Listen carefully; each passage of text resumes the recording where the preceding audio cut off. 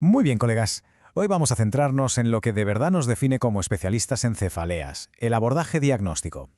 No vamos a empezar de cero, claro, sino que vamos a pulir esa habilidad, ese arte, diría yo, de transformar el relato de un paciente en un diagnóstico clínico de alta precisión. ¿Vamos a ello? Pero antes de meternos de lleno en la semiología, quiero que tomemos un momento para entender la dimensión real de nuestro campo. Fijaos en este número, 47 millones. Y ojo, estamos hablando solo de migraña y solo en Estados Unidos. Es una cifra brutal. Detrás de cada uno de esos números hay una persona, un paciente que está esperando un diagnóstico experto. Esa es la escala de nuestro trabajo.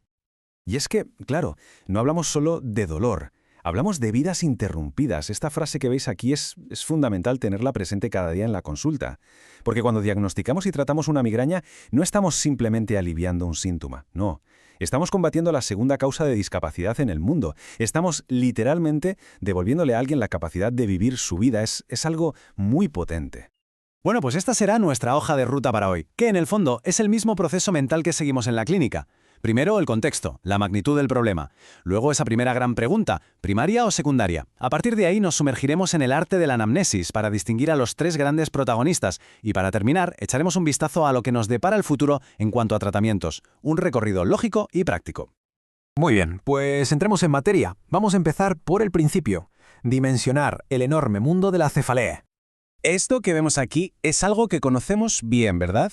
La enorme disparidad de género que vemos cada día en la consulta, reflejada en los datos.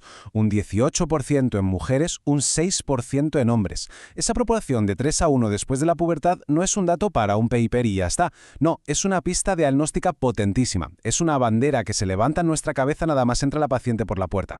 Y con esto en mente, llegamos al primer gran filtro, la primera bifurcación en el camino diagnóstico, y sin duda la más importante. La pregunta que siempre debemos hacernos al principio es, ¿estamos ante una cefalea primaria? ¿O es esto un síntoma de algo más potencialmente peligroso? Recordemos el concepto clave. Las cefaleas primarias son la enfermedad, no son un síntoma de otra cosa. Son un trastorno neurológico en sí mismo. Y aquí, en este gran cajón, es donde metemos a nuestros sospechosos habituales, la migraña, la cefalea tensional y ese grupo tan fascinante de las trigémino-autonómicas. Y claro, para asegurarnos de no pasar por alto una causa secundaria, una de esas que nos quitan el sueño, tenemos nuestro salvavidas, el memónico SS-NUP. Esto, insisto, no es una lista opcional. Es nuestro algoritmo de seguridad, el que corre en nuestra cabeza para descartar lo urgente. Cada letra es una pregunta obligatoria, un check que hay que hacer. Síntomas sistémicos, riesgos, síntomas neurológicos, el inicio, la edad, un cambio de patrón, embarazo. Dominar esto a la perfección es simplemente la base de una práctica clínica segura. No hay más. De acuerdo. Una vez hemos pasado el filtro de las banderas rojas y estamos razonablemente seguros de que no hay nada urgente, aquí es donde empieza la magia de nuestra especialidad. El diagnóstico se transforma en un verdadero arte, el arte de escuchar. Y fijaos por qué digo que es un arte. Mirad este dato. El 90% de los pacientes con una cefalea primaria tienen una exploración neurológica completamente normal. ¿Qué significa esto? Pues significa que nuestra herramienta diagnóstica más potente no es una resonancia de 3 teslas ni el martillo de reflejos, es la silla. La silla donde nos sentamos a escuchar al paciente. En cefaleas, la historia clínica no es parte del diagnóstico, la historia clínica es el diagnóstico. Entonces, ¿cómo se construye esa historia? Pues como lo haría un buen detective, de forma sistemática. Vamos recopilando pistas, la cronología, cuándo empezó, con qué frecuencia, cuánto dura, las características del dolor, dónde, cómo es, qué intensidad, los síntomas que lo acompañan, qué lo provoca y qué lo alivia. Y por supuesto, en la historia familiar y personal. No son preguntas al aire, para nada. Cada respuesta es una pieza crucial del puzzle. Y para esos días en los que la consulta va a 1000 por hora, tenemos una herramienta de cribado rápido que es oro puro. El acrónimo PIN. Fotofobia, incapacidad, náuseas. Así de simple. Si el paciente responde sí a 2 de estas 3 preguntas, tenemos un 93% de valor predictivo positivo para migraña. Es un atajo diagnóstico validado y la verdad es increíblemente potente. Vale, pues una vez hemos hecho una buena anamnesis, el siguiente paso es identificar al culpable entre los sospechosos habituales, porque la gran mayoría de las cefaleas primarias van a caer dentro de uno de estos 3 grandes grupos. Vamos con los 2 más frecuentes. La clave para diferenciar la migraña de la cefalea tensional está en los detalles, en estas características opuestas.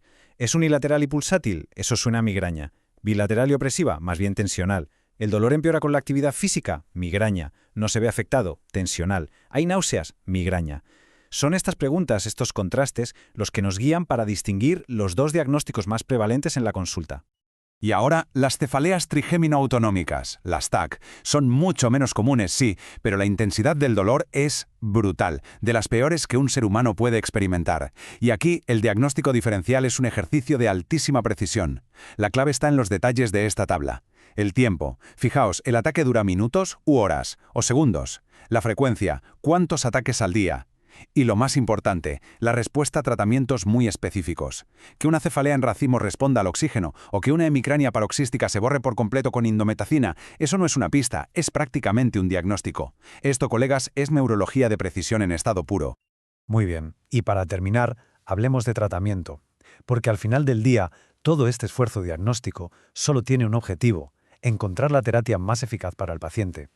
Y en este aspecto, estamos viviendo un momento, una auténtica revolución en nuestro campo.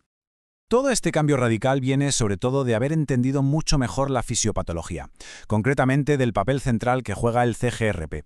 Este conocimiento nos ha permitido dar un salto de gigante. Hemos pasado de usar tratamientos más bien inespecíficos a tener terapias diseñadas a medida. Hablamos de los anticuerpos monoclonales, de los gepantes, de los ditanes. Son fármacos dirigidos a dianas concretas que, sumados a las técnicas de neuromodulación, están cambiando radicalmente el pronóstico y la calidad de vida de nuestros pacientes. Es un cambio de paradigma total. Y todo esto nos lleva a una reflexión final. Con estas herramientas diagnósticas cada vez más finas y estas terapias tan específicas, la pregunta es casi obligada. ¿Estamos de verdad en el umbral de una nueva era en el manejo de las cefaleas? Yo creo que la respuesta es un sí rotundo. Desde luego es un momento increíblemente apasionante para dedicarse a esta parte de la neurología.